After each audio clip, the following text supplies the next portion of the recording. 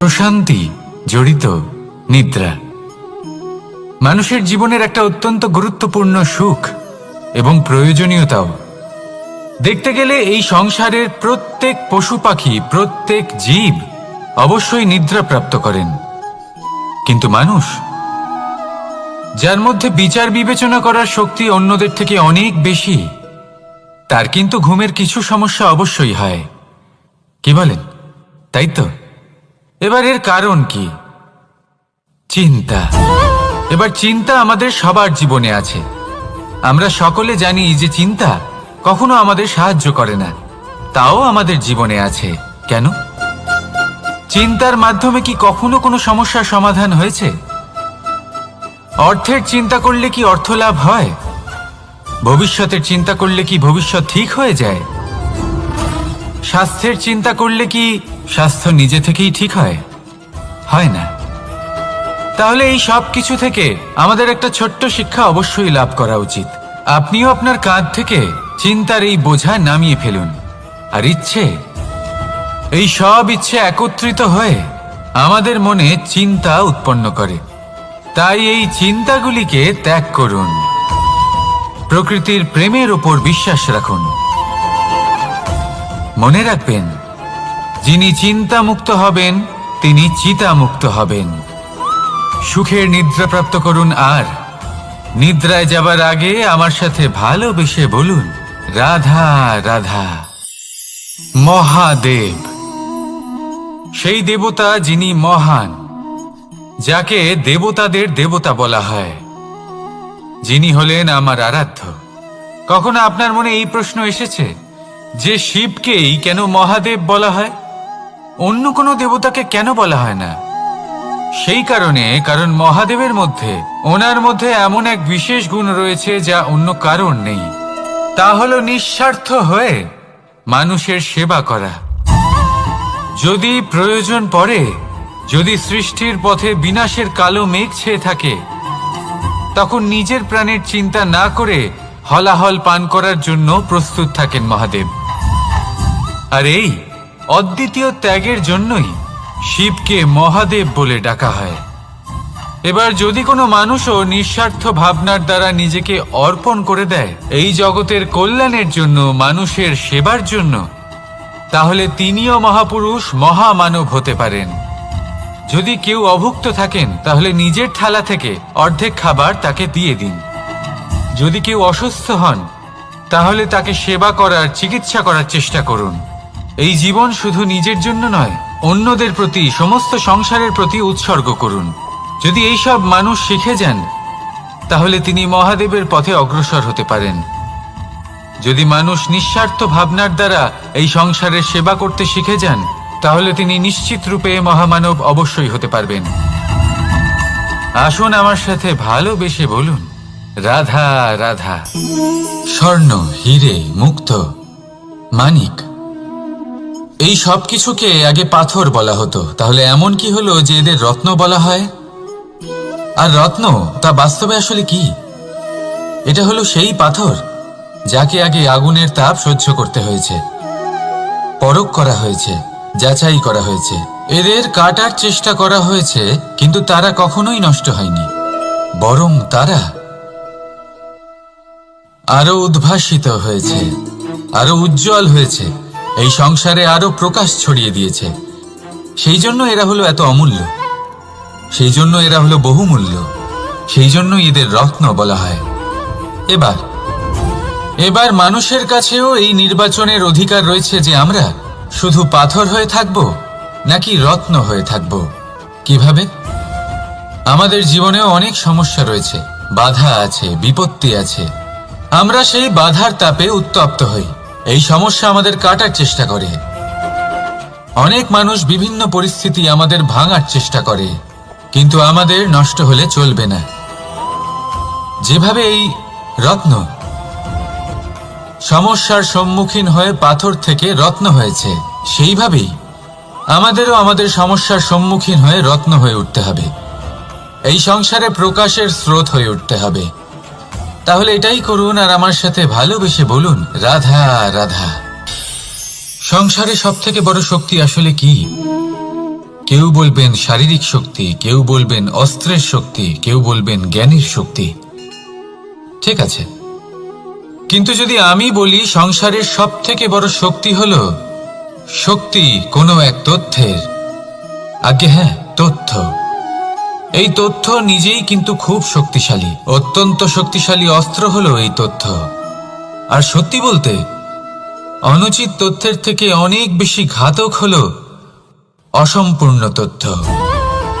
যেরকম আজ শাম্ব রুক্মির সাথে করেছে, ওকে অসম্পূর্ণ তথ্য দিয়েছে, তার ফলে বিনাশ হলো। যদি এইভাবেই আপনার কাছেও কোনো অসম্পূর্ণ তথ্য আসে, আর যদি আপনি তা পরখ না করে দেখেন, যাচাই না করে দেখেন, আর নিজের কর্ম করেন, তাহলে উত্থানের বদলে আপনি পতনের সম্মুখীন হবেন। বিকাশের বদলে আপনার বিনাশ হয়ে যাবে। মনে রাখবেন একটা অত্যন্ত গুরুত্বপূর্ণ কথা, সঠিক তথ্য পাওয়া সঠিক তথ্য দেওয়ার থেকে অনেক বেশি গুরুত্বপূর্ণ। আশা করি এই কথা আপনি বুঝেছেন। জীবনে যখনই কোনো তথ্য আপনি পাবেন, সেই বিষয়ে ভেবে দেখুন, পরখ করে দেখুন, যাচাই করুন, তারপর নিজের কর্ম করুন। আর আমার সাথে ভালোবেসে বলুন, রাধা রাধা। ধর্ম এবং প্রেম, এই দুই হলো একই মুদ্রার দুই পিঠ। যদি এদের মধ্যে কোনোটা নষ্ট হয়ে যায়, তাহলে দ্বিতীয়টাও থাকে না। কখনো ভেবেছেন এমন কেন হয়? তার জন্য আগে আপনাকে বুঝতে হবে যে ধর্ম আসলে কি। ধর্ম সেটাই যা এই সংসারের প্রত্যেক মানুষকে একে অপরের সাথে সুখ এবং শান্তিতে থাকতে প্রেরণা যোগায়। এই প্রেরণার আধার হলো প্রেম। প্রেম সেটাই যা আপনার মধ্যে অন্য কারোর প্রতি করুণাবোধ জাগিয়ে তোলে, সম্মান জাগিয়ে তোলে। এবার যদি প্রেম চলে যায়, তাহলে সবার আগে বিনাশ হবে সম্মান আর করুণাবোধের। এবার যেখানে না প্রেম রয়েছে, না সম্মান রয়েছে, না করুণা রয়েছে, সেখানে ধর্ম কিভাবে বাস করবে? অশুভ ইচ্ছে জাগ্রত হয়ে ওঠে, ক্রোধ জাগ্রত হয়ে ওঠে, অহংকার জাগ্রত হয়ে ওঠে, আর তারপর আরম্ভ হয় অধর্মের। তাই যা যা ভাবনা আপনার অন্তরে প্রবেশ করছে, করতে দিন, কিন্তু যাই হোক না কেন, এই প্রেমকে নিজের থেকে দূরে যেতে দেবেন না। এই প্রেমকে চিরকাল নিজের কাছে রাখুন, নিজের হৃদয়। আর এই প্রেম ভাব নিয়ে বলুন, রাধা রাধা। মানুষের জীবনে উন্নতি লাভ করার জন্য তিনটি স্তম্ভের প্রয়োজন হয়। প্রথম স্তম্ভ শিক্ষা। এই শিক্ষা আমাদের জ্ঞান প্রদান করে।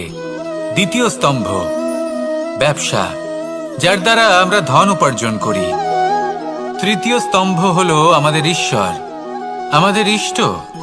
এনার সাথে যদি আমরা জুড়ে থাকতে পারি, তাহলে এমন একটা মানসিক বল আপনি লাভ করবেন যেটা এই সংসারে আর কোথাও পাওয়া সম্ভব নয়।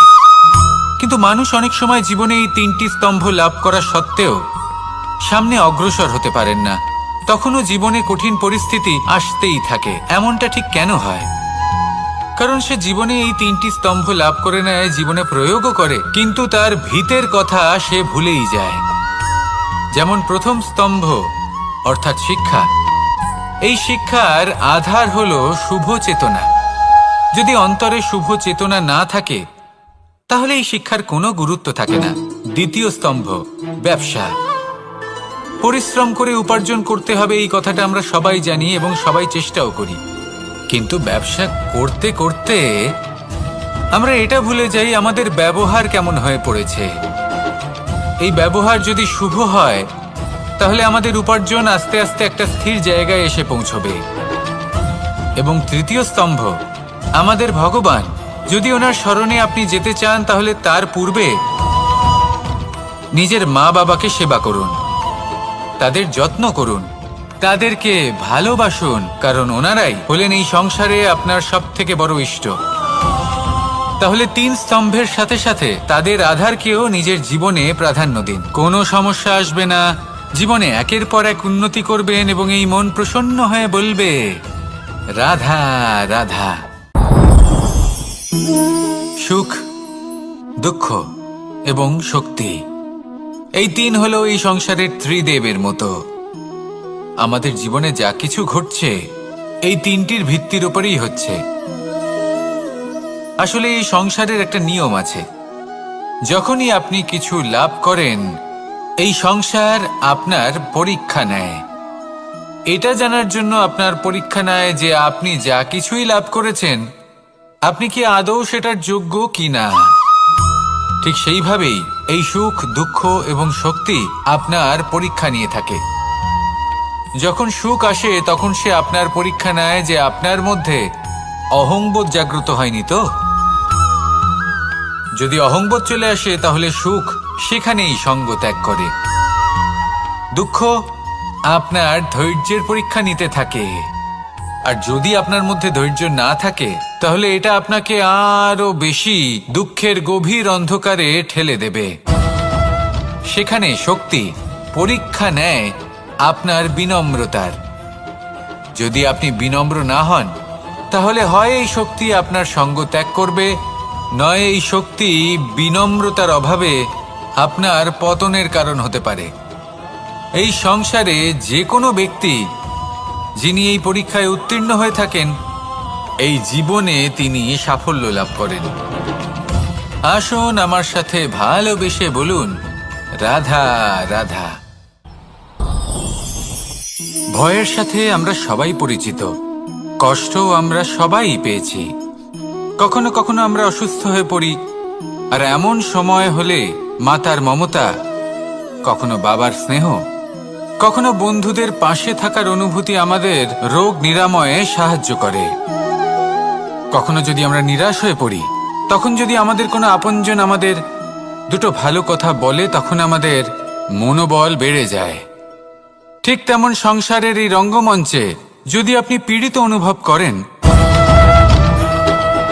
কিছু শুভ কথা আলোচনা করুন, কিছু স্তুতি গান করুন, কিছু মুহূর্তের জন্য হলেও নিজের ইষ্টদেবের কথা স্মরণ করুন আর প্রার্থনা করুন। সাহস বাড়বে, শক্তিও বৃদ্ধি পাবে এবং সামনে এগিয়ে চলার পথও দেখতে পাবেন। তখন এই মন প্রসন্ন হয়ে বলবে, রাধা রাধা। এই সংসারে কখনো কোনো ব্যক্তিকে তার বাইরের পোশাক দেখে বিচার করার চেষ্টা করবেন না, এটা খুব বড় ভুল করবেন। যেমন আমরা জীবনে অনেক সময় এমন করি, ধরুন কোথাও একটা গাছ দেখলাম, খুব বিশাল আকারের একটা গাছ যেটা মাটির থেকে অনেক উঁচুতে পৌঁছে গেছে, যার বিশাল শাখা আছে। সেগুলো দেখে আমরা ভাবি যে এই গাছে হয়তো কত সুস্বাদু ফল আছে, আমরা সেই গাছের পরিচর্যা করতে থাকি।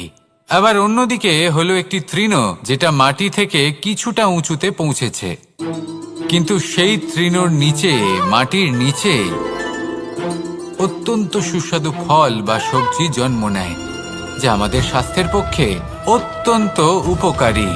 সেই জন্য কখনো আবরণ দেখে কাউকে বিচার করতে চেষ্টা করবেন না। তার বদলে এটা বোঝার চেষ্টা করুন যে আপনার সামনে যে ব্যক্তি আছে বা বস্তু আছে তার বিশেষত্ব কি। যদি এই বিশেষত্ব বোঝার ক্ষমতা আপনি অর্জন করেন, যদি এই শিল্প আপনি নিজের ভেতরে জাগ্রত করেন, তাহলে এই সংসারে বিশেষত্ব কি সেটা আপনি জানতে পারবেন। আর এই সমস্ত খেলা দৃষ্টি থেকে নয়, দৃষ্টিভঙ্গি থেকে জন্ম নেয়। দৃষ্টিভঙ্গি সবসময় শুভ রাখুন আর আমার সাথে ভালোবেসে বলুন, রাধা রাধা। যখন আমরা কোনো বনে প্রবেশ করি তখন এই সবুজ ঘাস দেখে, এই কোমল ঘাস দেখে আমাদের মন প্রফুল্ল হয়ে ওঠে। ভিন্ন ভিন্ন প্রজাতির ফুল, ভিন্ন ভিন্ন রঙের ফুল দেখে এই মন আনন্দে ভরে ওঠে। এখানে শিশুরা আনন্দ লাভ করে, বড়রা ভোজন গ্রহণ করেন, কথাবার্তা বলেন, হাঁটাহাঁটি করে বেড়ান। এবার ভেবে দেখুন, যখন এই উপবনের নির্মাণ হয়েছিল সেই সময় যদি এই মাটিকে সঠিকভাবে খনন না করা হতো, যদি তাতে সঠিকভাবে বীজ রোপণ না করা হতো, যদি কোনো সংঘর্ষ না হতো, পরিশ্রম না করা হতো, যদি চলতে চলতে পায়ে কাঁটা না বিঁধে যেত, তাহলে এই সুন্দর বন দেখে আমরা কি এই আনন্দ লাভ করতে পারতাম? কখনোই নয়। ধরুন কোনো নদীর তটে সুন্দর একটি বন আছে, সেই বনের আনন্দ লাভ করতে গেলে আপনাকে সেই নদী পার করতেই হবে।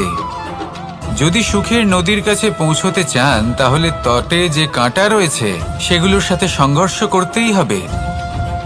এই সংসারে যদি আপনি সুখ লাভ করতে চান তাহলে সুখ লাভের এই যাত্রা শুরু করতে হবে সংঘর্ষ দ্বারা।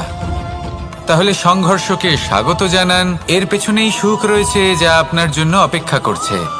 এবার হাসুন আর আমার সাথে ভালোবেসে বলুন, রাধা রাধা। সংসারে আমাদের জীবনের সবথেকে বড় দোষ কি আপনি জানেন? কেউ বলবেন লোভ, কেউ বলবেন লালসা, কেউ বলবেন অসত্য। দেখুন, দুঃখের মূল কারণ হলো পরিশ্রম না করা। কিছু মানুষ ভাবেন যে আমি জীবনে কোনো পরিশ্রম করব না, অথচ আমি সবকিছু প্রাপ্ত করতে চাই। আর এমন এক কারণের জন্যই দূতের মতো খেলা আমাদের জীবনে প্রবেশ করার সুযোগ পায়। দূত, এই দূত আসলে কি? দূত অর্থাৎ কোনো পরিশ্রম ছাড়াই অন্য কেউ পরিশ্রম করে যা অর্জন করেছেন, যে সুখ সুবিধা অর্জন করেছেন, তা নিজের জন্য শুধুমাত্র একটা খেলার মাধ্যমে নিজের করে নেবার ইচ্ছে। আর এই ইচ্ছে অত্যন্ত বিনাশকারী হতে পারে। এই ইচ্ছে যদি আপনার বিবেক, আপনার মন, আপনার চেতনা, আপনার ভাবনা প্রবাহিত করে ফেলে, তারপরে আপনি চেষ্টা করতে শুরু করে দেবেন, আর সেইখান থেকেই আপনার পতন শুরু হবে। এই চেষ্টা করবেন যে অন্য কারোর জীবনের সমস্ত ধন, তার সমস্ত জীবন সম্পূর্ণভাবে নিজের করে নেওয়ার।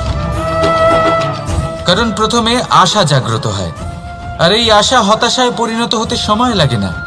এই হতাশা কুণ্ঠায় পরিণত হতে সময় লাগে না, কুণ্ঠা লোভে পরিণত হতে সময় লাগে না, আর এই লোভ প্রতিশোধ স্পৃহাতে পরিণত হতে সময় লাগে না।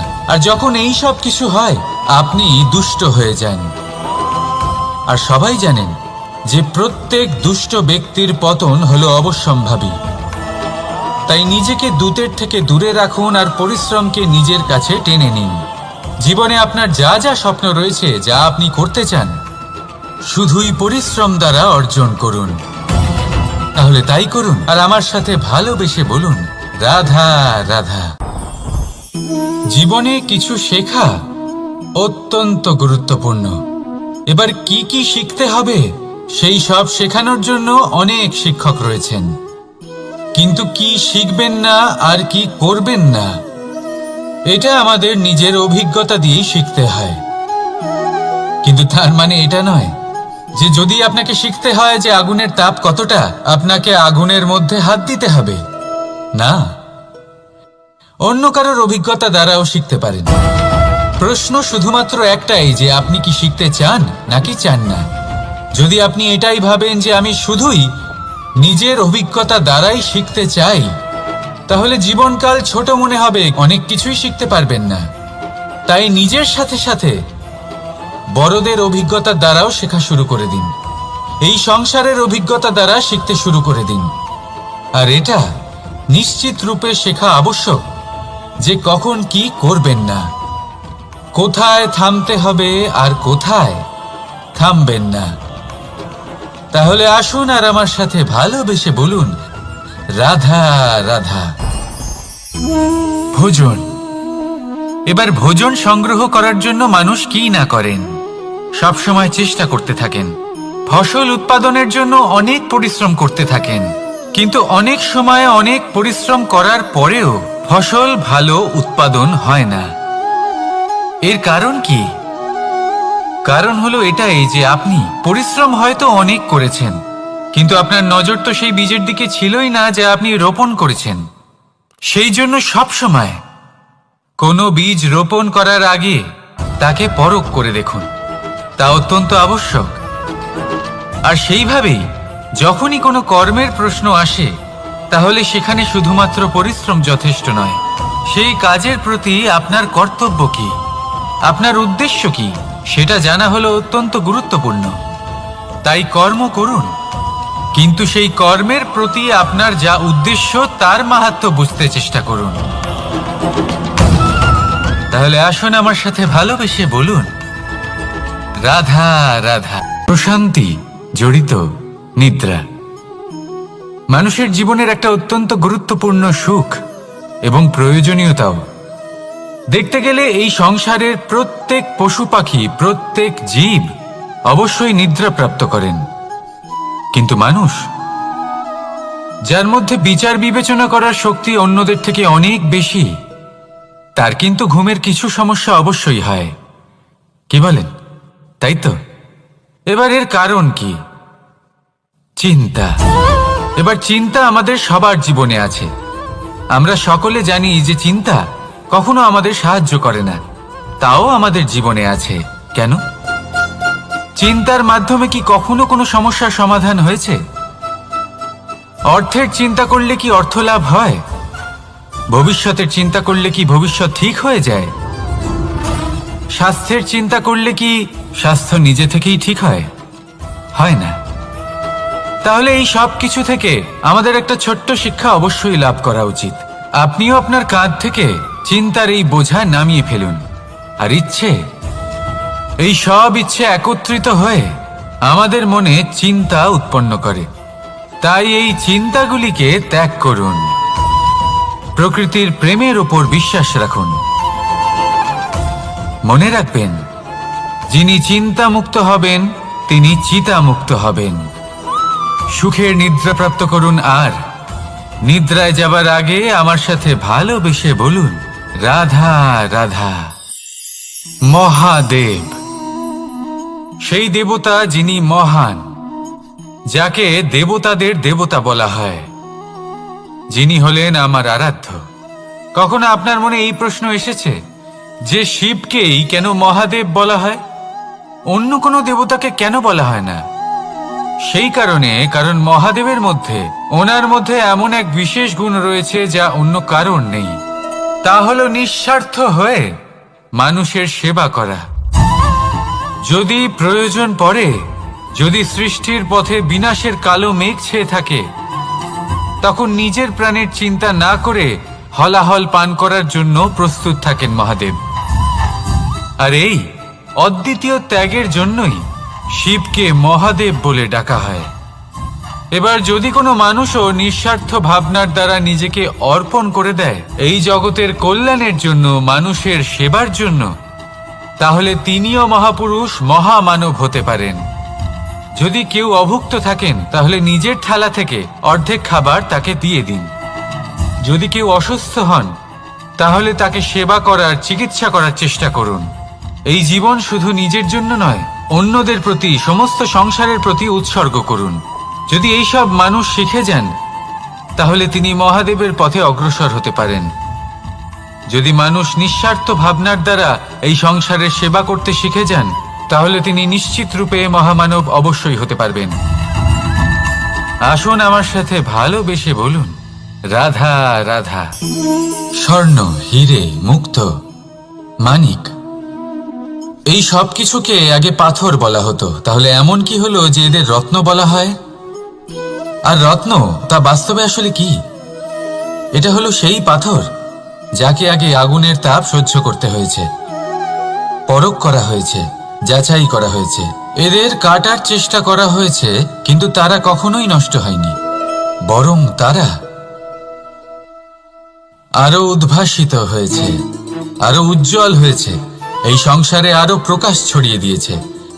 সেই জন্য এরা হলো এত অমূল্য, সেই জন্য এরা হলো বহুমূল্য, সেই জন্য এদের রত্ন বলা হয়।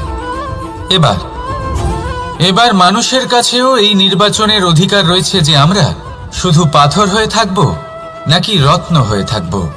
কিভাবে? আমাদের জীবনেও অনেক সমস্যা রয়েছে, বাধা আছে, বিপত্তি আছে। আমরা সেই বাধার তাপে উত্তপ্ত হই, এই সমস্যা আমাদের কাটার চেষ্টা করে। অনেক মানুষ বিভিন্ন পরিস্থিতি আমাদের ভাঙার চেষ্টা করে, কিন্তু আমাদের নষ্ট হলে চলবে না। যেভাবে এই রত্ন সমস্যার সম্মুখীন হয়ে পাথর থেকে রত্ন হয়েছে, সেইভাবেই আমাদেরও আমাদের সমস্যার সম্মুখীন হয়ে রত্ন হয়ে উঠতে হবে, এই সংসারে প্রকাশের স্রোত হয়ে উঠতে হবে। তাহলে এটাই করুন আর আমার সাথে ভালোবেসে বলুন, রাধা রাধা। সংসারে সব থেকে বড় শক্তি আসলে কি? কেউ বলবেন শারীরিক শক্তি, কেউ বলবেন অস্ত্রের শক্তি, কেউ বলবেন জ্ঞানের শক্তি। ঠিক আছে, কিন্তু যদি আমি বলি সংসারের সব থেকে বড় শক্তি হলো শক্তি কোনো এক তথ্যের, আগে হ্যাঁ, তথ্য। এই তথ্য নিজেই কিন্তু খুব শক্তিশালী, অত্যন্ত শক্তিশালী অস্ত্র হলো এই তথ্য। আর সত্যি বলতে অনুচিত তথ্যের থেকে অনেক বেশি ঘাতক হলো অসম্পূর্ণ তথ্য। যেরকম আজ শাম্ব রুক্মির সাথে করেছে, ওকে অসম্পূর্ণ তথ্য দিয়েছে, তার ফলে বিনাশ হলো। যদি এইভাবেই আপনার কাছেও কোনো অসম্পূর্ণ তথ্য আসে, আর যদি আপনি তা পরখ না করে দেখেন, যাচাই না করে দেখেন, আর নিজের কর্ম করেন, তাহলে উত্থানের বদলে আপনি পতনের সম্মুখীন হবেন। বিকাশের বদলে আপনার বিনাশ হয়ে যাবে। মনে রাখবেন একটা অত্যন্ত গুরুত্বপূর্ণ কথা,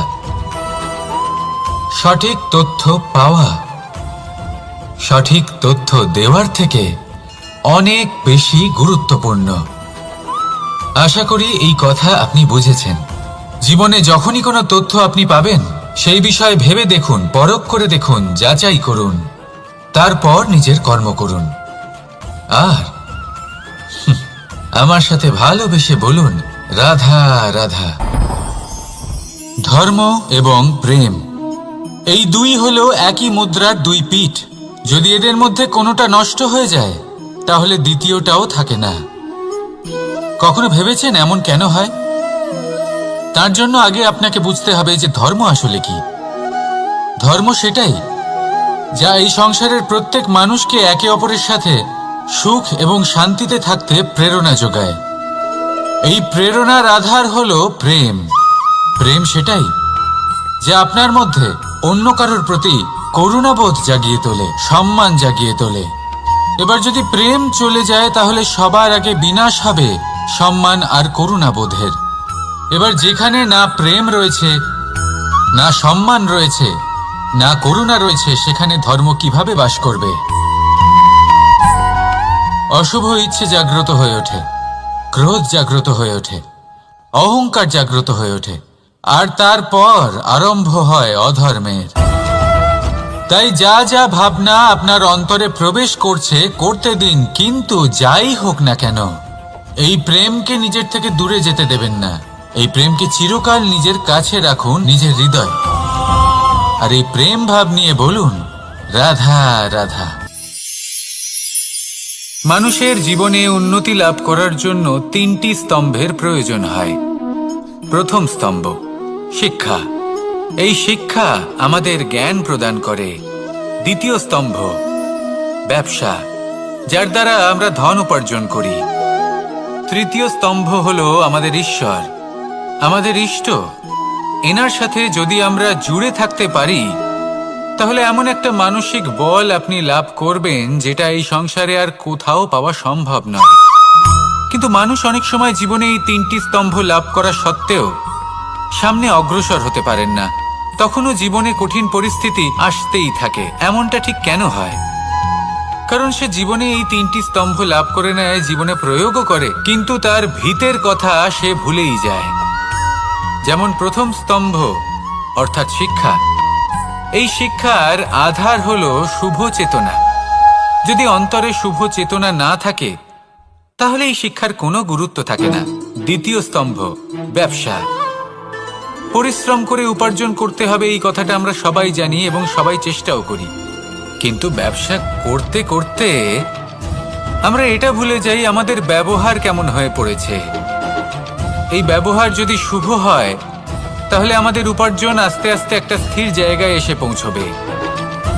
এবং তৃতীয় স্তম্ভ আমাদের ভগবান।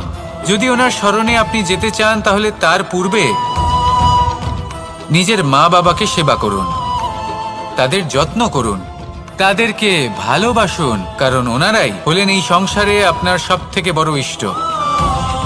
তাহলে তিন স্তম্ভের সাথে সাথে তাদের আধারকেও নিজের জীবনে প্রাধান্য দিন। কোনো সমস্যা আসবে না, জীবনে একের পর এক উন্নতি করবেন এবং এই মন প্রসন্ন হয়ে বলবে, রাধা রাধা।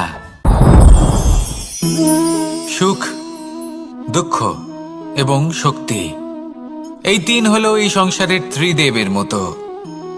আমাদের জীবনে যা কিছু ঘটছে এই তিনটির ভিত্তির উপরেই হচ্ছে। আসলে এই সংসারের একটা নিয়ম আছে, যখনই আপনি কিছু লাভ করেন এই সংসার আপনার পরীক্ষা নেয়। এটা জানার জন্য আপনার পরীক্ষা নেয় যে আপনি যা কিছুই লাভ করেছেন আপনি কি আদৌ সেটার যোগ্য কিনা।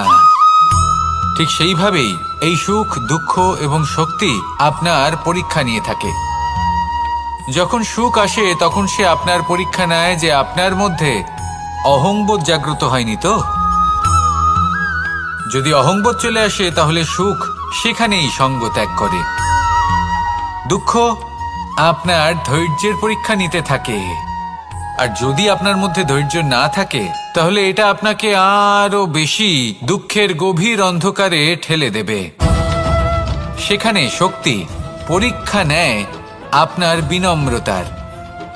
যদি আপনি বিনম্র না হন তাহলে হয় এই শক্তি আপনার সঙ্গ ত্যাগ করবে, নয় এই শক্তি বিনম্রতার অভাবে আপনার পতনের কারণ হতে পারে। এই সংসারে যে কোনো ব্যক্তি যিনি এই পরীক্ষায় উত্তীর্ণ হয়ে থাকেন এই জীবনে তিনি সাফল্য লাভ করেন। আসুন আমার সাথে ভালোবেসে বলুন, রাধা রাধা। ভয়ের সাথে আমরা সবাই পরিচিত, কষ্ট আমরা সবাই পেয়েছি।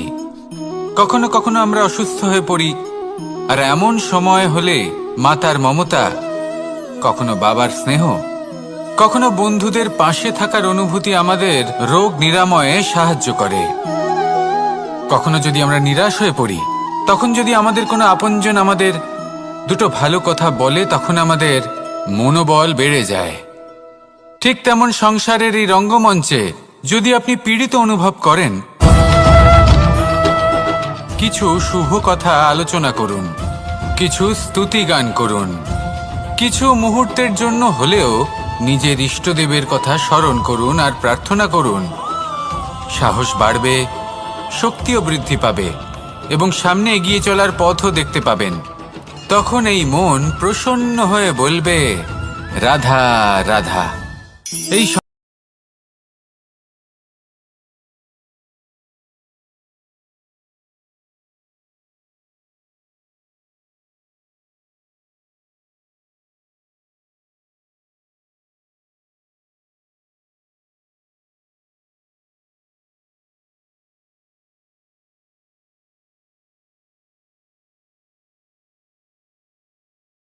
সুস্বাদু ফল আছে, আমরা সেই গাছের পরিচর্যা করতে থাকি।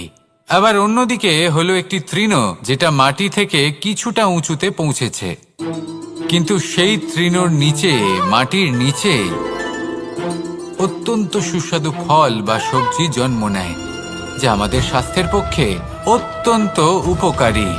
সেই জন্য কখনো আবরণ দেখে কাউকে বিচার করতে চেষ্টা করবেন না। তার বদলে এটা বোঝার চেষ্টা করুন যে আপনার সামনে যে ব্যক্তি আছে বা বস্তু আছে তার বিশেষত্ব কি।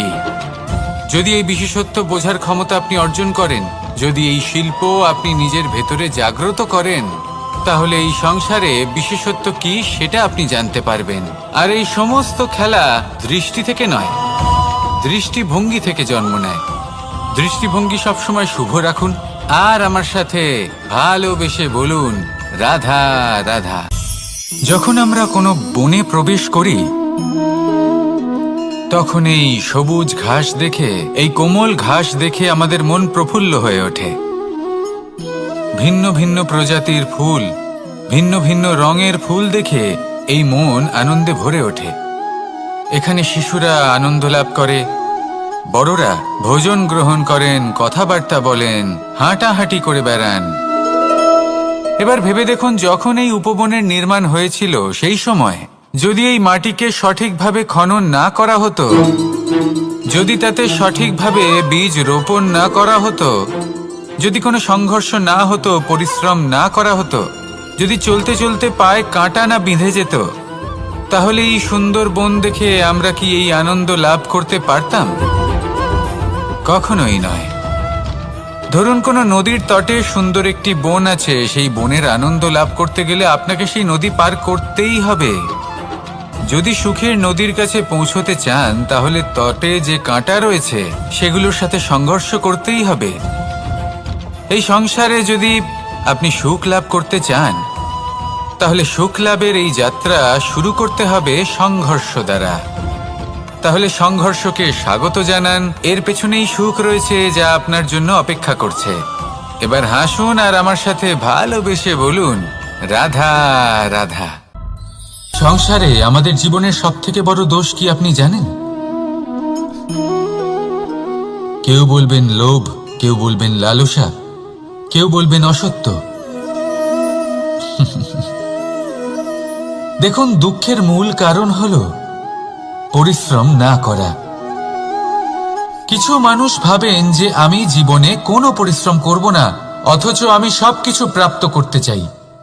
আর এমন এক কারণের জন্যই দূতের মতো খেলা আমাদের জীবনে প্রবেশ করার সুযোগ পায়। দূত, এই দূত আসলে কি?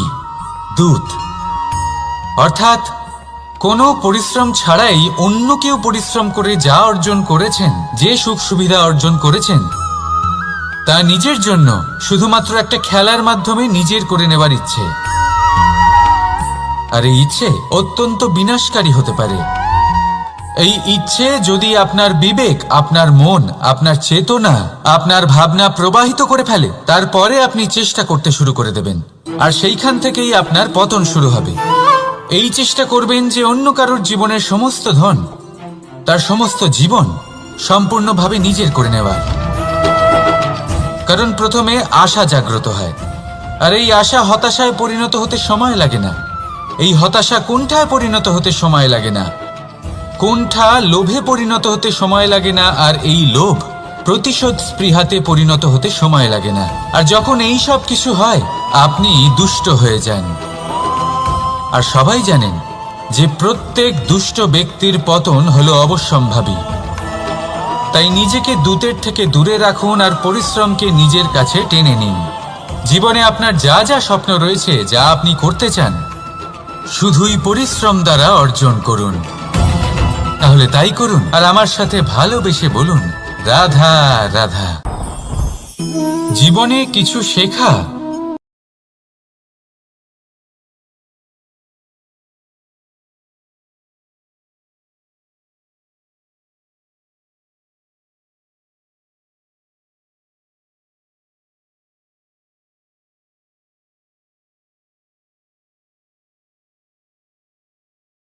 আগুনের তাপ কতটা, আপনাকে আগুনের মধ্যে হাত দিতে হবে না, অন্য কারোর অভিজ্ঞতা দ্বারাও শিখতে পারেন। প্রশ্ন শুধুমাত্র একটাই যে আপনি কি শিখতে চান নাকি চান না।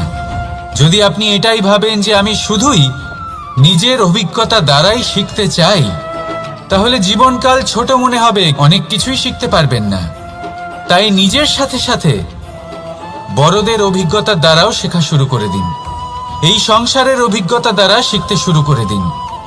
আর এটা নিশ্চিত রূপে শেখা আবশ্যক যে কখন কি করবেন না, কোথায় থামতে হবে আর কোথায় থামবেন না।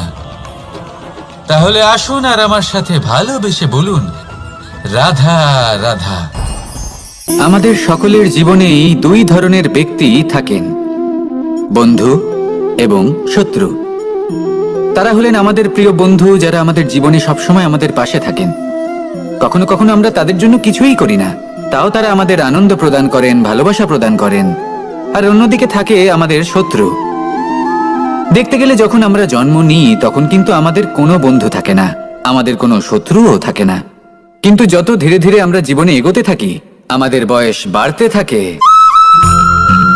তখন আমাদের বন্ধু আর শত্রু এই দুইয়ের সংখ্যা বাড়তে থাকে। আর সেই সবকিছু নির্ভর করছে আমাদের কথার ওপর এবং আমাদের ব্যবহারের ওপর। এবারে আপনি যদি কোনো ব্যক্তিকে স্বাগত জানান উদার চিত্তে, ভালোবেসে, তাহলে সেই ব্যক্তি আপনার বন্ধু হবেই হবে। কিন্তু যদি আপনি নিজে হাতে কাউকে সামনে অগ্রসর হতে বাধা দেন, বিনা কারণে তার সাথে খারাপ ব্যবহার করেন, তাহলে তার মনে শত্রুতার বোধ অবশ্যই জেগে উঠবে।